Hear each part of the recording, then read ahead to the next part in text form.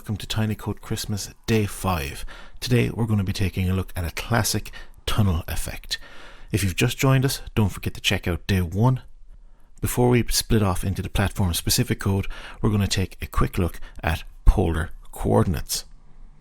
So the origin is at the center, the y-axis is positive in this direction, the x-axis is positive in this direction, and we have a line here going from the origin 0, 0 to the coordinate 40 and 40. These types of coordinates are known as our Cartesian coordinates, and they are the standard XY coordinates that we've been familiar with so far. And I just want to point out that the origin for the PICO-8 and the PICO-8 is 0, 0 in the top left with a positive y-axis down here. So this is going to look a little different in practice, but we'll cover that in the relevant sections. So polar coordinates are coordinates that are expressed by an angle and a distance. So instead of having a fixed coordinate of x and y, it's still represented by two values, but one value is the distance from the origin and the second is the angle. So to represent this point 40, 40, if we take a look over here, that angle is 45 degrees and the distance is 56 pixels from the origin up to this point. And we can express these polar coordinates then as the distance 56 and the angle 45. Now what we want to do is actually convert x and y coordinates into polar coordinates, and we can do that using the a_tan_2 function, and a_tan_2 takes y and x coordinates and returns an angle for us in radians. And you can see here again that angle of 45 degrees is 0.79 radians. So I am just going to click around here a bit and adjust the angle, and you can see that when we move this around, it gives us the angle between the positive x-axis and this line here. And as we rotate around, when we enter the negative quadrant here, we'll see that the angles are given to us with a negative number instead. So we have the positive and negative in terms of the degrees that we are given.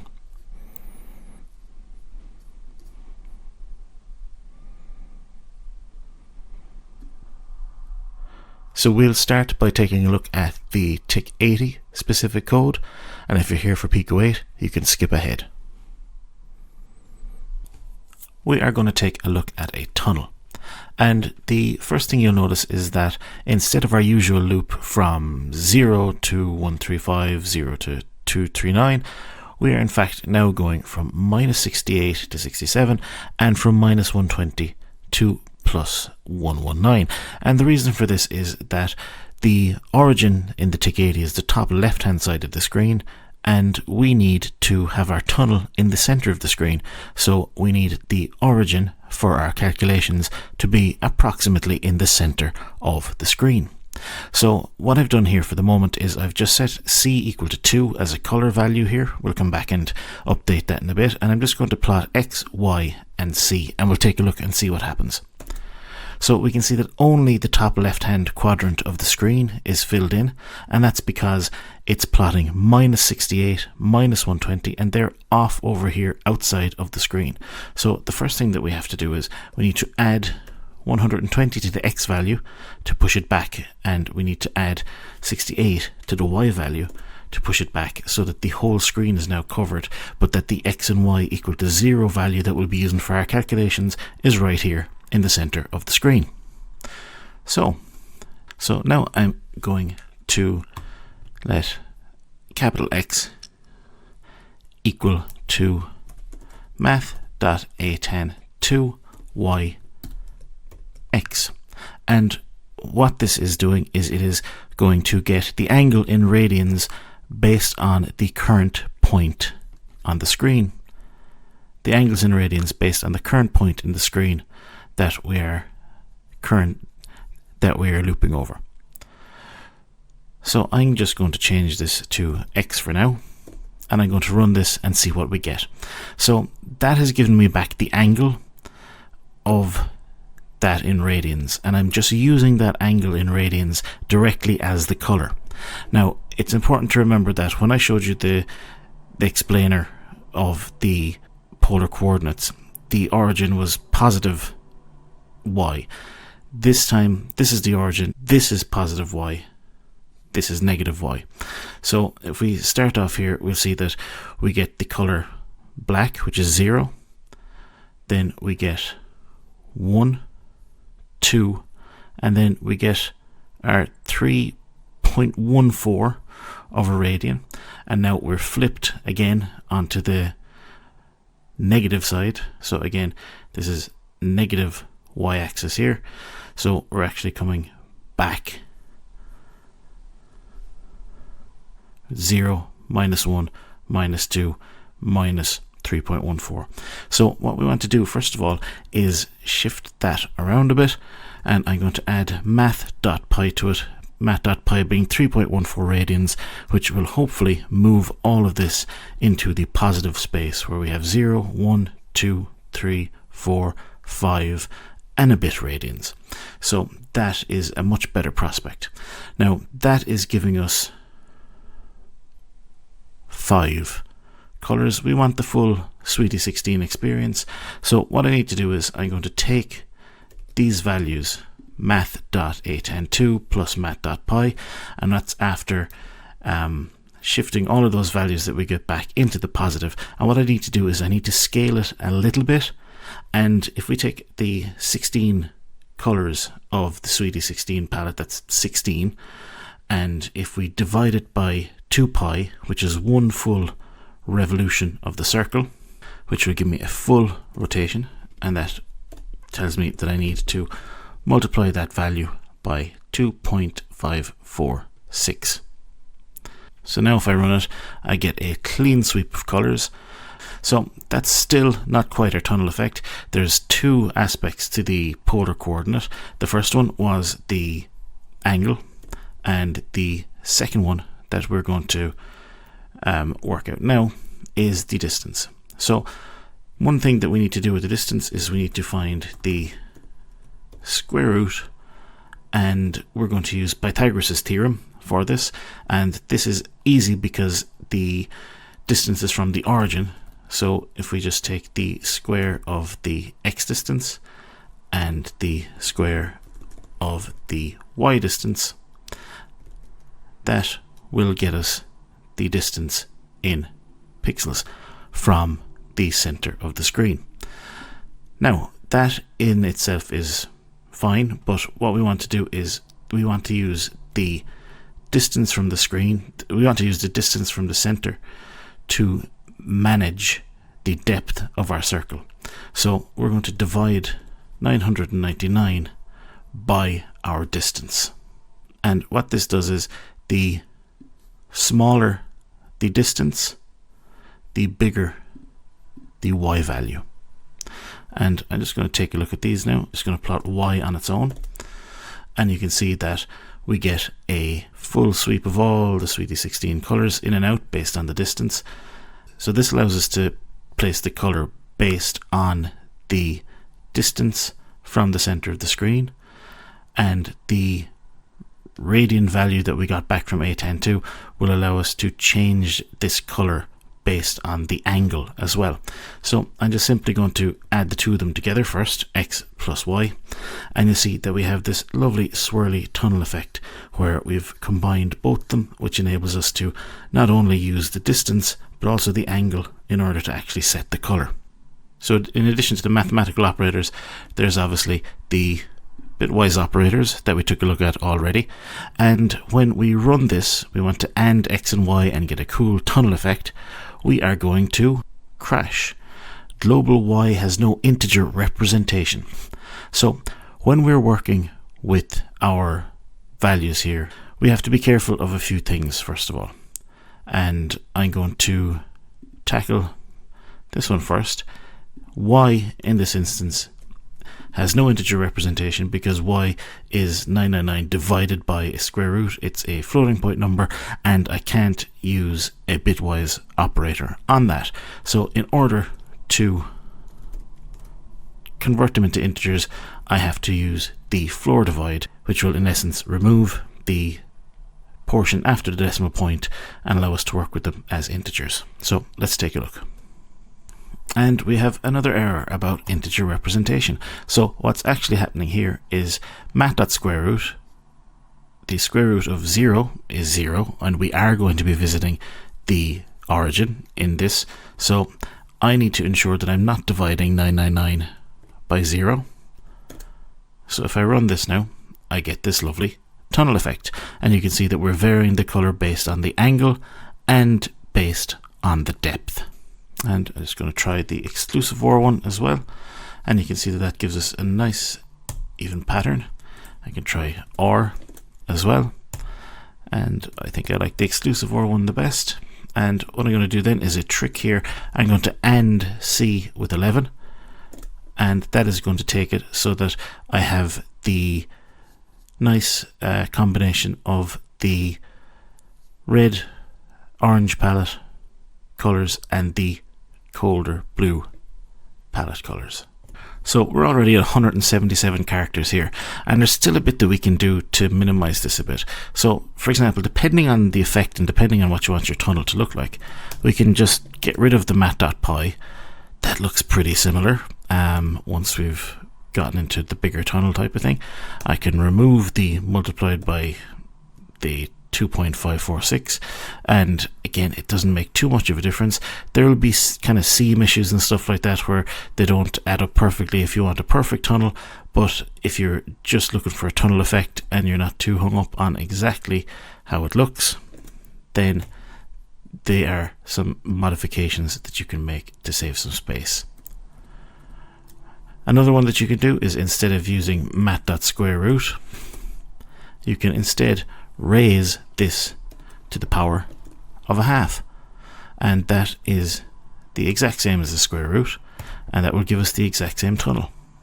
So you have a few other tips and tricks that you can add to your toolbox. Today's challenge is to animate this tunnel in less than 256 characters. Best of luck. So let's take a look at building the tunnel in PICO-8. So you'll see here that in contrast to the previous days, we are not looping from 0 to 127 and 0 to 127, and instead we're looping from -64 to 63 and -64 to 63 on the X and Y axis. And the reason for that is, since we're dealing with tunnels, we will want the center of the tunnel to be in the center of the screen, and in order to do that, we have to ensure that we start at -64, get to 0 around here, and then continue on down to +63. So I'm just going to take a look at how this looks so far. I have a variable called C, and I've set it to 2 for the color, and I'm just setting X and Y to the color. So here we can see that it's only filling the top left hand quadrant of the screen, and we need to add 64 and 64 to that to bring that into the center and fill the entire screen. So the first thing that we're going to do is I'm going to create a variable called U, and I'm going to create a variable called A for angle, and I'm going to use A102, and I'm going to give it the Y and X coordinate of our current location on the screen. I'm going to set C equals to A for now, and I'm going to run this code and see what we get. So I'm just set the variable A to the radians that it gives me back after checking the angle of the X and Y coordinate on the screen.